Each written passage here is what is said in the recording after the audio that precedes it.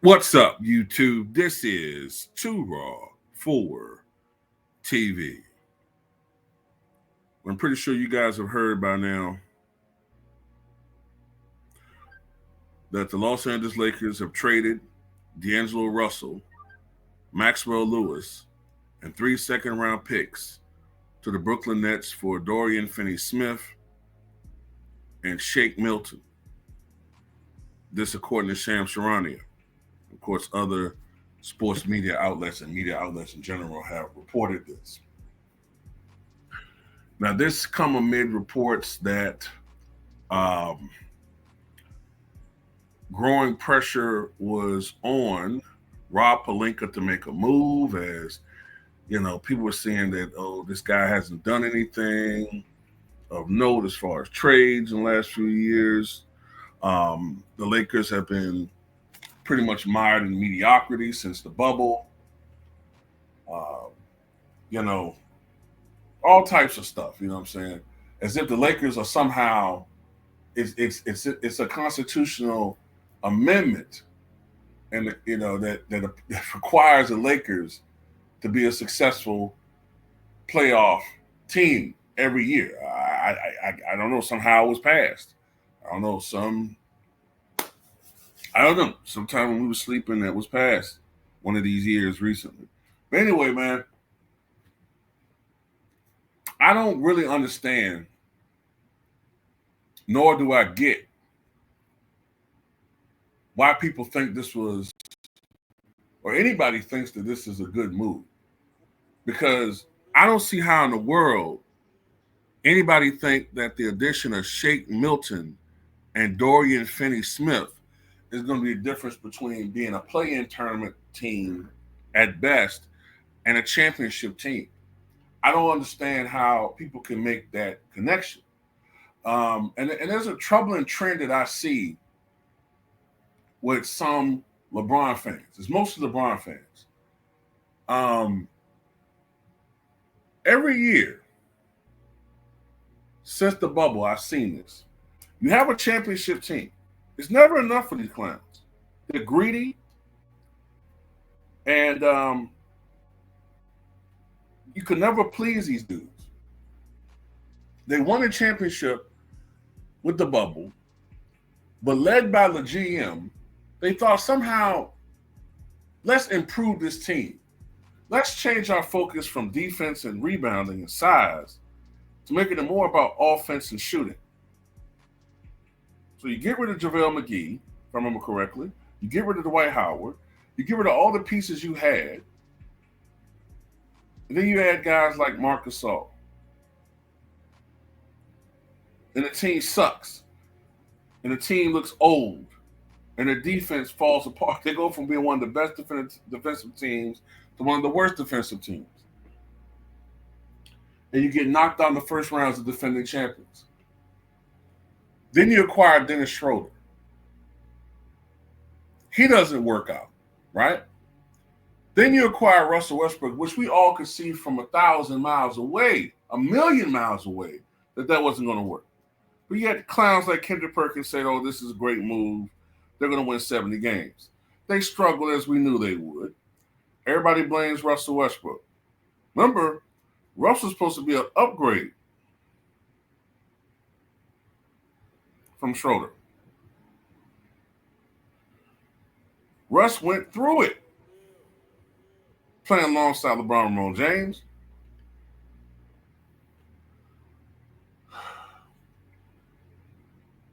Then you get D'Lo back, who was there before, right? You get D'Lo back. Everybody said, oh, this is great. Unlike Russ, he could shoot. But as we all knew, D'Lo, although he had his moments, especially when LeBron wasn't playing with the Lakers, he didn't look that good, generally speaking. The guy who they thought was going to be the savior, the major upgrade from Russell Westbrook, now all of a sudden, he becomes the problem. So now you get rid of the supposed problem. And then you add role players. Now they're marketing it as 3D guys. You know what I'm saying? How many times we heard this, right? It's the same bunch of people that said that Bronny James was going to be a 3-and-D guy. So, at the end of the day, the Lakers took a step back offensively, in my opinion. This is a dumb move. This is a great move by the Brooklyn Nets, who probably aren't even going to keep D'Lo because they're trying to get Cooper Flag, right? So, at the end of the day, I think D'Lo's going to go over there, get his money, and put up big numbers. And once again, we're going to see another example of how a guy who was so inconsistent and reviled playing alongside LeBron all of a sudden goes somewhere else and flourishes. We see that all the time, don't we? It's also another example of how LeBron James is destroying this franchise. Now, get into second-round picks, but still, they're second-round picks. How many gems in NBA history have we seen be selected in the second round? Wasn't Nikola Jokic a second-round pick? Wasn't Manu Ginobili a second-round pick? Once again, the Lakers are giving up their freedom to acquiesce the wishes of a balding buffoon. Also, JJ Redick hurt D'Lo's trade value by benching him. Shout out to Ticket TV because he was talking about this all the time. You heard his trade value, you heard his numbers, you heard his rhythm by doing that. And you know what I'm saying? They should have waited. They should have waited off, put him back in the starting lineup, let him ball, let him produce, get his trade value up, and then make a move early February. But because of the rush to please the tantrum, D'Lo, as I said before, players that play alongside this guy, their trade values plummet. So this is the best they could do. Nobody's coming to save LeBron. This team has gotten worse. Now you don't have that guy coming off the bench or whatever how you want to use him. You don't have this guy now in D'Lo that can drop 17 to 25, 30 points a night, even come off the bench. Now you lost that. And Lakers were already a team that was in the bottom, I think the bottom 5 in scoring. Now they're going to get worse. They're going to be even worse. You could kind of say that bench got better, but Dorian Finney-Smith, right? Let me see something.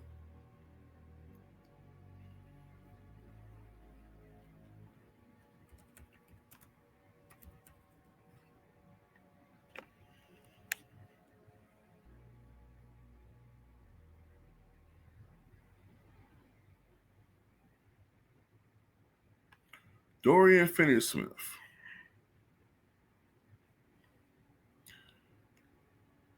$31 years old. This year, in 20 games in Brooklyn, 46% shooting, 43.5% from downtown. Real good. Good. I remember him for being in Dallas. He was a good role player in Dallas. I bet you that playing alongside LeBron, he's going to struggle. Maybe I'm wrong, but I bet you he struggles. Remember how we saw with Spencer Dinwiddie? He was balling in Brooklyn, balling these other – I think it was Brooklyn last year. Was it last year? I think it was last year. Or the year before that. Might have been the year before that. He was balling in Brooklyn, gets traded to the Lakers, absolutely sucks before he goes to Dallas. Let's go to Shake Milton. Or Shake Milton. I don't always call them shakes. I think of fries and shakes. 7.4 points, 2.4 assists, 39% shooting from downtown. I've always liked Shake Milton. Shake Milton. Like he's a guy that, when given an opportunity, he can have big moments in games and even individually, big games.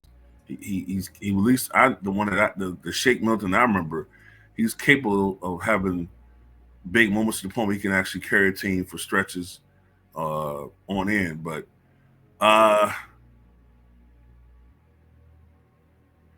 I just got a feeling that ain't gonna work, man.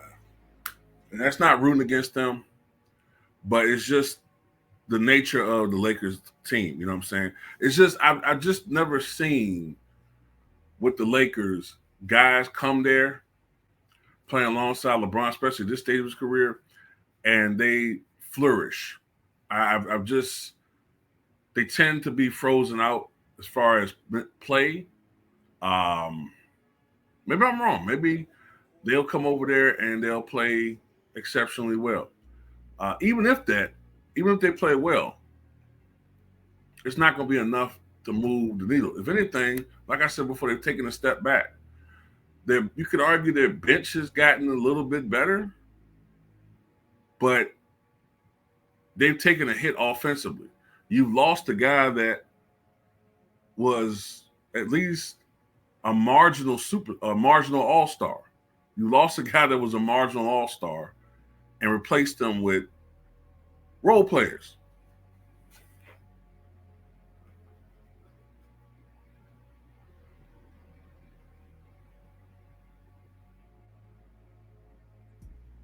I just don't see it. I don't see it, man. And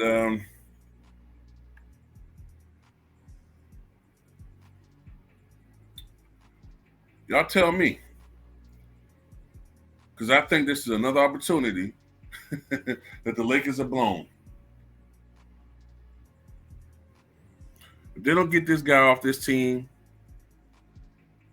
if they don't get LeBron James off this team, man, this guy has destroyed the Lakers, man. You know, that's all I got to say about it. You guys.